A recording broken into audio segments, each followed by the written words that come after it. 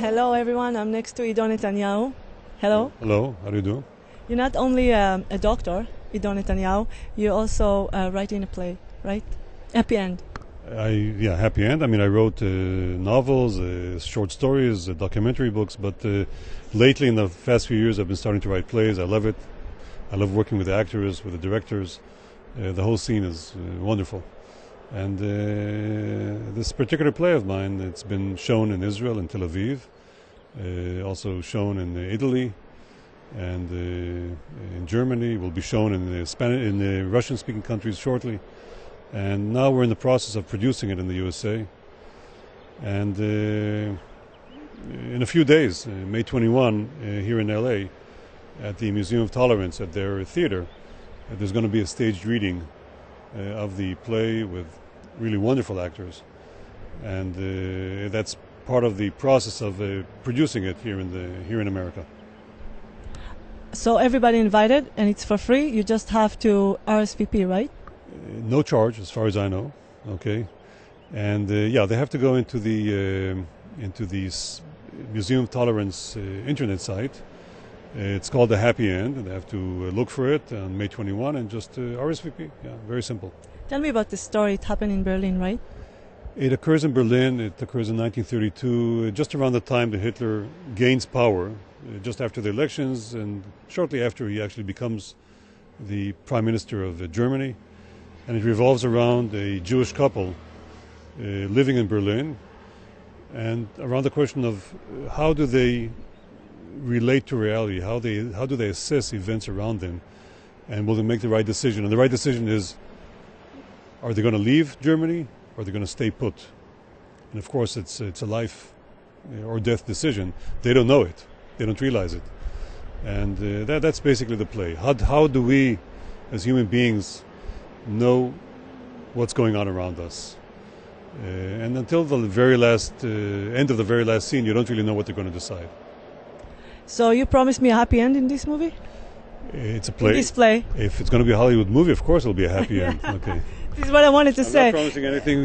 Whoever comes to see the play and the stage reading will know at the end what's happening. I'm not giving away anything. But it's called Happy End, so I hope it's not. It could be an ironic title also. Right. It doesn't have to be a real title. Okay. Right. No, we don't know. We don't know what happens. So I cannot ignore the fact that you're the brother from Benjamin Netanyahu, it's Prime Minister of Israel, and you're the brother also of a hero, Yoni Netanyahu. So tell me about living in a house that surrounded with an international story. You almost cannot ignore the audience that know you and love you and know that you exist, know your story, know your history. How did you feel living in this house? I don't know if you know, but Bibi is married and has children and lives in a different house, okay? And I'm married with grown-up children and live in a different house. No, each one of us lives his own life, and we did not, when we were living together, nobody was famous, okay? Neither he, nor my brother Yoni, nor I. So how is to be a brother from a Prime Minister of Israel? There is any pressure on you, or you live your life as a regular person?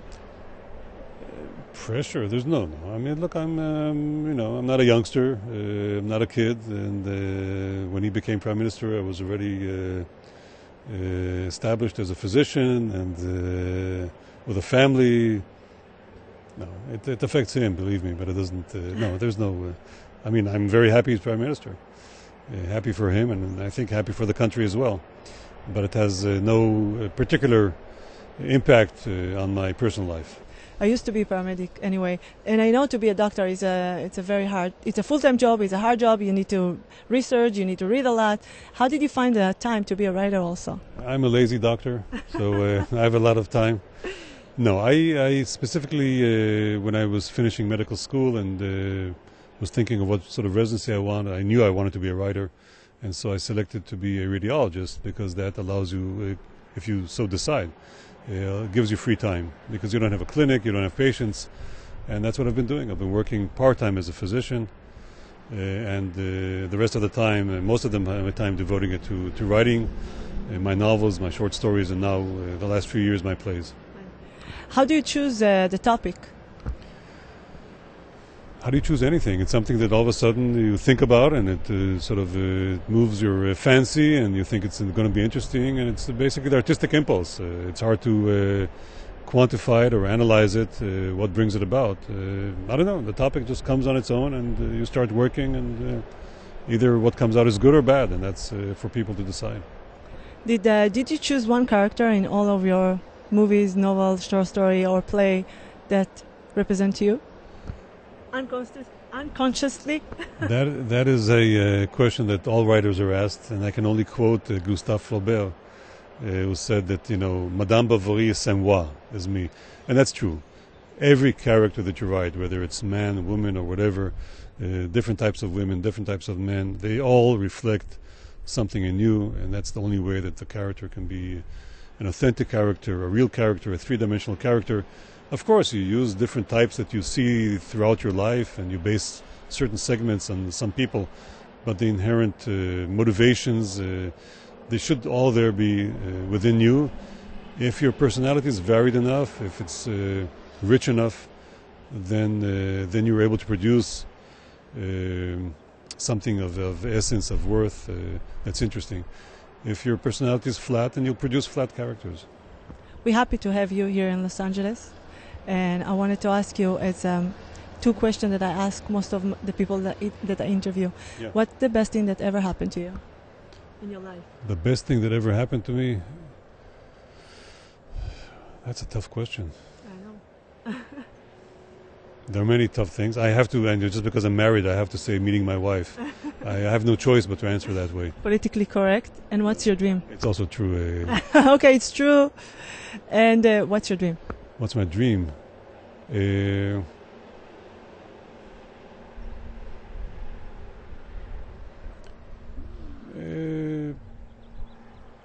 My dream is related, I would say, to the Jewish nation, to the Jewish people, to their survival, to their, I would say, prosperity in terms of not wealth, but in terms of their prosperity as a cultural and physical prosperity. That's my dream.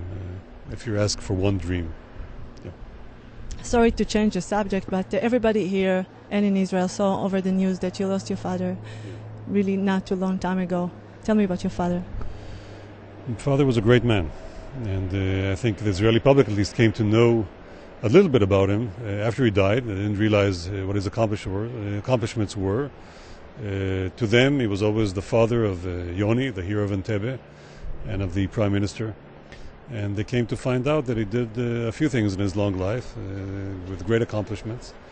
And so that's... and I think especially his historical writings are of such great importance that his legacy will, through his writings, I have no doubt will live on. Tell me about your legacy. Well, who knows? I mean, I have no idea. I don't look upon creating art as a matter of legacy. I'm always looking, am I creating something that's good or not good? And that's how I judge legacy. That's for the generations. I don't bother with it. I don't care about it. Is what I produced of worth, or is it not of worth? And that's what drives me, and that's what I'm working for. So I'm going to have to end with something new. Your new project. Can you tell me something about your new project? No, I'm afraid people might steal it from me. So it's another play that I'm working on, have been working on for the last few years. But next time you interview me, I'll talk about it. Okay, not this time. It's a deal.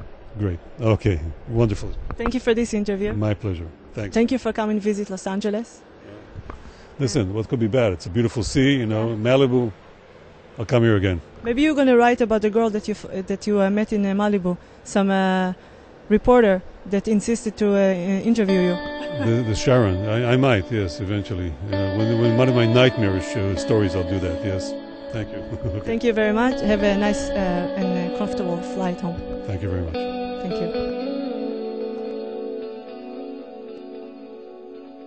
you.